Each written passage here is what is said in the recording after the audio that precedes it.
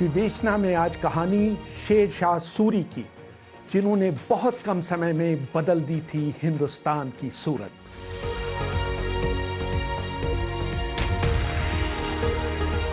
अभिवादन स्वीकार करिए रेहान फदल का।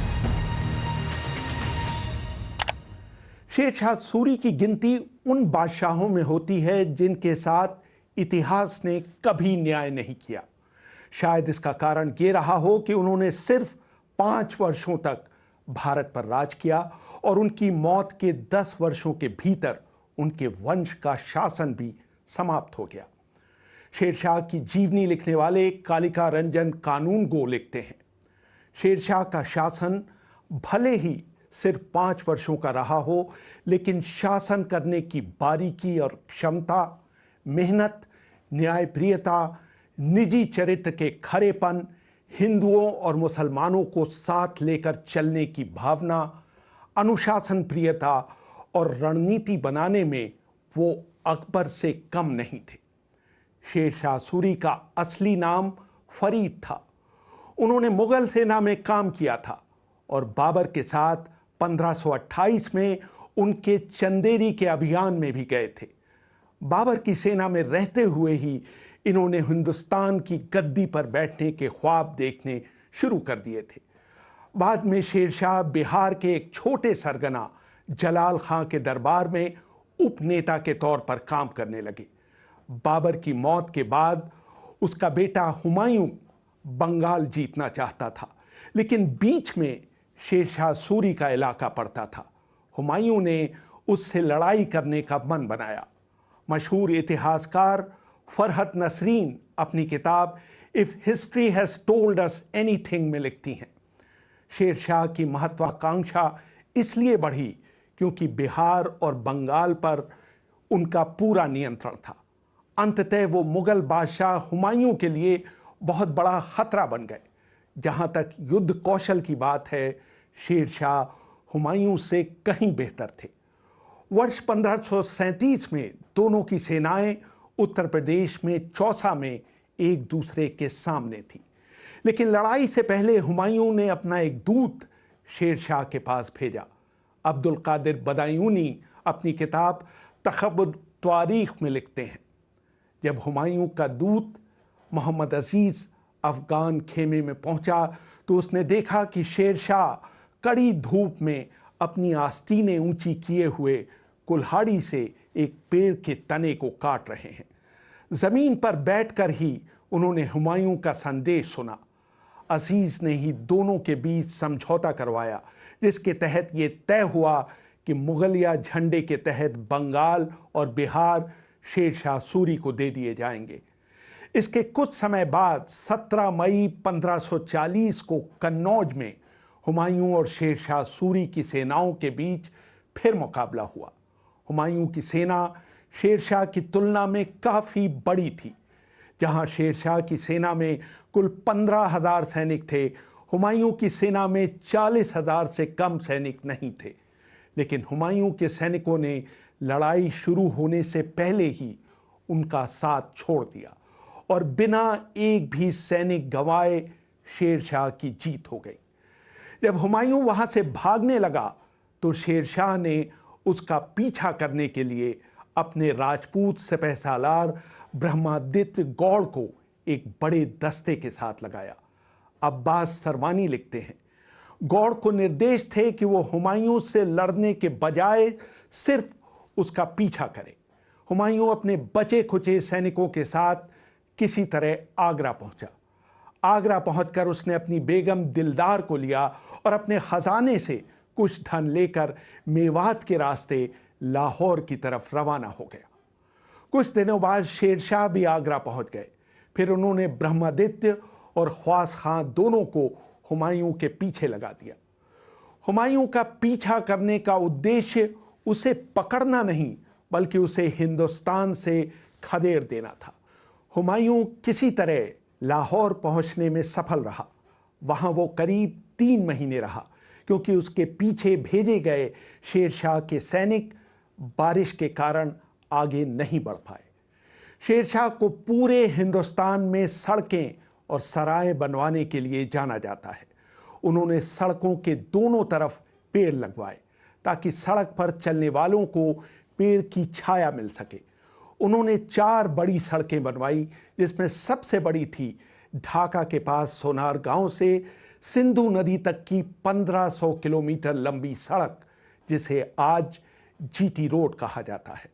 इसके अलावा उन्होंने आगरा से बुरहानपुर, आगरा से जोधपुर और लाहौर से मुल्तान तक की सड़कें भी बनवाई। न सिर्फ ये, उन्होंने हर 2 कोस पर लोगों के ठहरने के लिए सराय बनवाई। हर सराय पर 2 घोड़े भी रखवाए, जिनका इस्तेमाल संदेश भेजने के लिए हर कार्य कर सके। शेरशाह के प्रशासन की सफलता में इन सड़कों और सरायों ने अहम भूमिका निभाई। उनके राज में अधिकारियों का अक्सर तबादला कर दिया जाता था और उनके सैनिक भी अक्सर गतिशील रहते थे। ये सराय इन अधिकारियों और खुद बादशाह के विश्राम गृह का काम करती थी। हर सराय में बादशाह के लिए एक अलग कमरा आरक्षित रखा जाता था। शेरशाह का शासनकाल बहुत कम होने के बावजूद स्थापत्य कला में उनके योगदान को कम करके नहीं आंका जा सकता। उन्होंने दिल्ली में पुराना किला बनवाया। उनकी मंशा इसे दिल्ली का 6ठा शहर बनाने की थी। वर्ष 1542 में उन्होंने पुराने किले के अंदर ही किलाए कुन्हा मस्जिद बनवाई। लेकिन सासाराम में बने उनके मकबरे को स्थापत्य कला का बेहतरीन नमूना माना जाता है। शेख रिज़उल्लाह मुश्तकी अपनी किताब वक़ियत मुश्तकी में लिखते हैं, शेरशाह अपने लोगों के लिए पिता के समान थे। असामाजिक तत्वों के प्रति वो काफ़ी सख्त थे, लेकिन दबे कुचले लोगों और शारीरिक रूप से अक्षम लोगों के प्रति उनके मन में बहुत दया और प्यार था। उन्होंने हर दिन भूखे लोगों के खाने के लिए 500 तोले सोने को बेचने से मिलने वाली रकम तय कर दी थी। उन्होंने ये नियम बना दिया था कि वो जहां कहीं भी रुके हों, वहां के हर व्यक्ति को खाना उपलब्ध कराया जाए। सभी को आदेश थे कि शाही बावर्ची खाने में आने वाले हर शख्स को खाना खिलाकर भेजा जाए। वहां हजारों लोगों को रोज खाना खिलाया जाता था। रिज़उल्लाह मुश्तकी आगे लिखते हैं, शेरशाह ने कभी भी अत्याचार करने वाले का साथ नहीं दिया, चाहे वो उनके नज़दीकी रिश्तेदार ही क्यों न हो। 2/3 रात गुजर जाने के बाद उनके नौकर उन्हें जगा देते थे। उसके बाद वो 4 घंटे तक, यानी फज्र की नमाज तक, देश के हालात के बारे में रिपोर्ट सुना करते थे। वो बिना वजह खून बहाए जाने और क्रूरता के सख्त खिलाफ थे। शेरशाह का प्रशासन बहुत चुस्त था। जिस किसी भी इलाके में अपराध होते थे, अधिकारियों को प्रभावित लोगों को हर्जाना देने के लिए कहा जाता था। अब्बास खां सरवानी लिखते हैं, ग्राम प्रमुख यानी मुकद्दम का काम गांव के हिसाब किताब को संभालने से कहीं अधिक था। अगर गांव में कोई अपराध होता था तो इसके लिए उसको जिम्मेदार ठहराया जाता था। डकैती या यात्रियों की हत्या होने पर उसकी जिम्मेदारी होती थी कि वो दोषियों को पकड़े और लूटा गया सामान बरामद करे। शेरशाह की दयालुता के और भी कई किस्से मशहूर हैं। अब्बास सरवानी लिखते हैं, शेरशाह की गिनती हमेशा सबसे दयालु विजेताओं में की जाएगी। इस बात के विवरण मिलते हैं कि जब वो हुमायूं की हार के बाद आगरा पहुंचे तो कई मुगल रानियों और महिलाएं बाहर आकर उनके सामने सिर झुकाने लगी तो उनकी आंखों में आंसू आ गए। उन्होंने हमेशा इस बात का भी ख्याल रखा कि उनकी सेना के पैरों तले लोगों के खेत न रौंदे जाएं। अगर उनकी सेना की वजह से खेतों को नुकसान पहुंचता था तो वो अपने अमीर भेजकर किसान को तुरंत नुकसान का मुआवजा दिलवाते थे। अपने सैनिकों के साथ भी उनका व्यवहार बहुत अच्छा रहता था और उनके सैनिक उनके लिए कुछ भी करने के लिए तैयार रहते थे। मशहूर इतिहासकार H.G. कीन अपनी किताब memoirs of the races of the north west frontier में लिखते हैं, वो पहले मुस्लिम शासक थे जिन्होंने हमेशा अपनी प्रजा का भला चाहा। अपने छोटे से करियर में उन्होंने लोगों के बीच धार्मिक सौहार्द स्थापित करने पर बहुत जोर लगाया। शेर शाह के शासन में हिंदुओं को महत्वपूर्ण पदों पर रखा जाता था। उनके सबसे प्रिय जनरल ब्रह्मजीत गौर थे, जिन्हें उन्होंने चौसा और बिलग्राम की लड़ाई के बाद हुमायूं का पीछा करने भेजा था। हालांकि निजी जीवन में वो पक्के मुसलमान थे, लेकिन उन्होंने अपनी अधिकांशतः हिंदू प्रजा पर कोई अत्याचार नहीं किए। उन्होंने पहली बार ये सोचा कि सरकार को हमेशा अपनी प्रजा के बीच लोकप्रिय होना चाहिए। बाद की किसी भी सरकार ने, जिसमें अंग्रेज भी शामिल हैं, ये समझने की बुद्धिमानी नहीं दिखाई। शेर शाह ने वर्ष 1544 में कलिंजर के किले का घेरा डाला। अधिकतर इतिहासकारों का मानना है कि शेर शाह कछवाड़ा से बिना आगरा वापस लौटे सीधे कलिंजर गए।